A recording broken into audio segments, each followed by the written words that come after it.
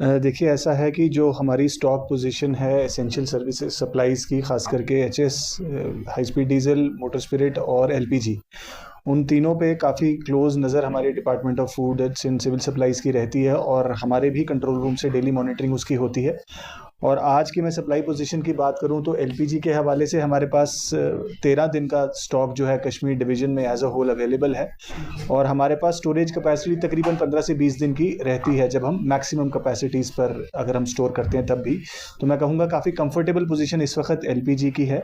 और हमारे जो कमिश्नर सेक्रेटरी हैं फूड एंड सिविल सप्लाईज़ के और पूरा डिपार्टमेंट इसको रेगुलरली मॉनिटर करता है।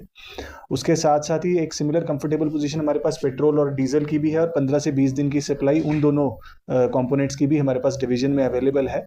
और मेरी आप लोगों के ज़रिए सभी लोगों से, आवाम से यही अपील रहेगी कि जो भी सप्लाई पोजीशन का स्टेटस है उसके लिए केवल और केवल ऑफिशियल अपडेट्स पर रिलाई करें, जो डिपार्टमेंट के द्वारा इंफॉर्मेशन दी जा रही है उनकी तरफ से आ रही है उसी के ऊपर रिलाई करें। उसके अलावा किसी किस्म की पैनिक बाइंग की हमें इस वक्त ज़रूरत नहीं है। गवर्नमेंट ऑफ इंडिया की और गवर्नमेंट ऑफ जे.एंड.के दोनों की काफ़ी क्लोज वॉच इस पोजीशन पर है, और अगर ऐसा कुछ सिचुएशन या कुछ डिसीजंस होते हैं तो गवर्नमेंट की तरफ से ऑफिशियली लोगों तक पहुंचाए जाएंगे। उसमें काफ़ी ज़्यादा पैनिक भी अभी लोगों में देखा जा रहा है। हमने देखा कि पेट्रोल पंप्स पर काफ़ी ज़्यादा भीड़ रहती है। इसी तरह जो गैस सिलेंडर्स को लेकर भी काफ़ी ज़्यादा खदशात है कि शायद जो सप्लाई है वो ख़त्म होने जा रही है। तो उसके हवाले से ये लोगों में जो खदशा है वो कैसे दूर करेंगे? देखिए, इसीलिए मैं समझता हूँ कि लोगों तक ये जानकारी पहुँचाना ज़रूरी है। जो मैं आपको बता रहा हूँ कि जो हमारा आज का स्टेटिस्टिक्स है कश्मीर डिवीज़न का, उसके अंदर पेट्रोल और डीजल का मोर देन 15 डेज, 15 दिन से ज़्यादा का स्टॉक अवेलेबल है।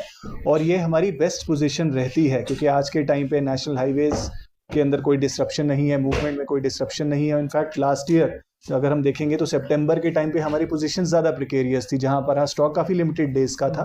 लेकिन एज ऑफ नाउ मैं बता रहा हूं जो आपको, ये डेटा जो फूड एंड सिविल सप्लाईज का है, इट सेज कि 15 डेज से ज़्यादा का स्टॉक हमारे पास डीजल एंड पेट्रोल का अवेलेबल है, और एलपीजी क्लोज टू 13 डेज का स्टॉक आज की डेट में अवेलेबल है। तो इसके लिए किसी पैनिक बाइंग की ज़रूरत नहीं है।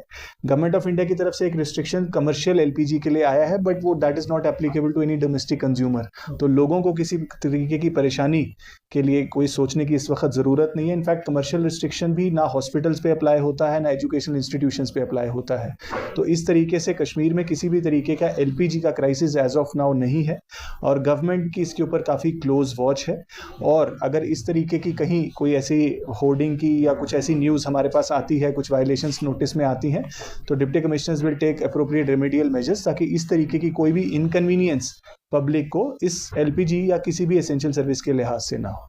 सर, एक चीज़ हम देखते हैं, जब भी इस तरह की कोई क्राइसिस सामने आती है या सिचुएशन बनती है तो एक ब्लैक मार्केटिंग की परचेजिंग सामने आती है।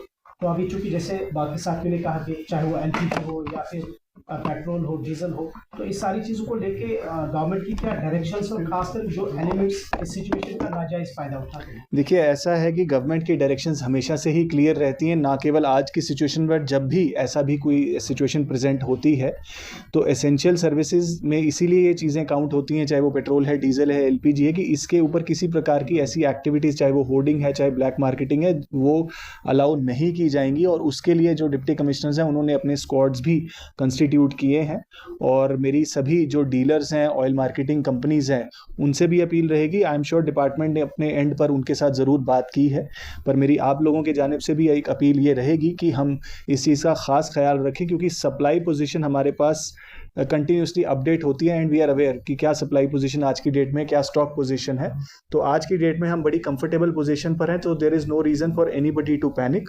और अगर कोई ऐसे एलिमेंट्स इस एक्टिविटीज़ में एंगेज होते हैं, उसके लिए हमारे डिस्ट्रिक्ट कंट्रोल रूम्स एक्टिवेटेड हैं। हमारा श्रीनगर में भी डिविजनल लेवल जो integrated command and control centre है, उस पर भी लोग अपनी ऐसी कंप्लेंट्स जो है वो बता सकते हैं, और जो इमीडिएट एक्शन है ऐसे लोगों के खिलाफ किया जाए। अगर सर ये वार प्रोलॉन्ग चलता है तो उसमें अल्टरनेट वेज क्या आपके रहेंगे? जैसे कि पहले केरोसिन हुआ करता था या फायरवुड हुआ करता था, क्या इस तरह के अल्टरनेटिव्स हमें देखने को मिलेंगे? देखिए, आई एम श्योर इसके अंदर गवर्नमेंट ऑफ इंडिया और गवर्नमेंट ऑफ जे.एंड.के दोनों में आई एम श्योर कुछ ना कुछ ऐसी स्ट्रैटेजी के ऊपर वो वर्क कर रहे होंगे कि क्या मेजर्स होने चाहिए। मेरे पास इस वक्त ऐसी कोई इन्फॉर्मेशन नहीं है, बिकॉज मैं समझता हूँ ऐसी कोई सिचुएशन इस वक्त हमारे सामने नहीं है जिसके बारे में हमें इस लेवल पर, डिवीजन लेवल पर सोचने की ज़रूरत है। पर ऐसा कोई भी अपडेट अगर हमारे पास आता है तो हम ज़रूर आपके साथ शेयर करेंगे। फिलहाल जो मेरी अपील है आप लोगों से वो यही है कि सही न्यूज़ हम लोगों तक ज़रूर पहुंचाएं, और कोई भी ऐसी गलत information, fake news, panic news, इस तरीके की चीज़ों से हमें सख्त कार्रवाई करने की ज़रूरत है। एज एन एडमिनिस्ट्रेटिव जो मेजर्स हैं हमारी तरफ से वो ज़रूर लिए जाएंगे, चाहे वो डीसी साहिबान लें या हमारी तरफ से हों, लेकिन आपके ज़रिए भी मेरी ये अपील रहेगी कि हम सही इन्फॉर्मेशन लोगों तक पहुंचाएं, और कोई भी अपडेट स्टॉक पोजीशन को लेकर होगा तो I am sure department of food and civil supplies और हमारे ऑफिस से आपको regular updates. Sir, apart from fuel products या फ्यूल अवेलेबिलिटी, जो हमारी एसेंशियल कमोडिटीज़ है, क्या उसका भी इस पे असर पड़ रहा है या वो एज नॉर्मल हमारे? देखिए, एज ऑफ नाउ आप बेहतर जानते हैं मार्केट में सप्लाई पोजीशन किसी भी कमोडिटी की कोई खास दिक्कत नहीं है, और ख़ास करके हमारा फेस्टिव सीज़न चल रहा है, रमज़ान का पाक महीना चल रहा है, फिर ईद मुबारक अभी उसका मौका बड़ी जल्दी आने वाला है, उसके लिहाज से भी हमारी प्रेपरेशंस हैं। डिस्ट्रिक्ट लेवल कमिटीज़ भी अपनी मीटिंग्स कर रही हैं ताकि इस मौके पर किसी भी सिटीज़न को कोई भी इनकन्वीनियंस इस फेस्टिव सीज़न में ना हो,